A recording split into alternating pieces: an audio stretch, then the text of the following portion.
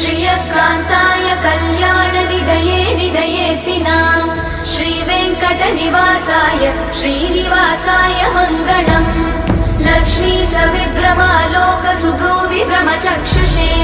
चक्षुषे सर्वलोकानां वेङ्कटेशाय मङ्गलम् श्रीवेङ्कटाद्रिशृङ्गाग्रमङ्गलाभरणाग्रये मङ्गलानां निवासाय श्रीनिवासाय मङ्गलम् सर्वावयव सौन्दर्य सम्पदा सर्वचेतसां सदा सम्मोहनायास्तु वेङ्कटेशाय मङ्गलम् नित्याय निरवध्याय सत्यानन्दचिदात्मने सर्वान्तरात्मने श्रीमद् वेङ्कटेशाय मङ्गलम् स्वतः सर्वविदे सर्वशक्तये सर्वशेषिणे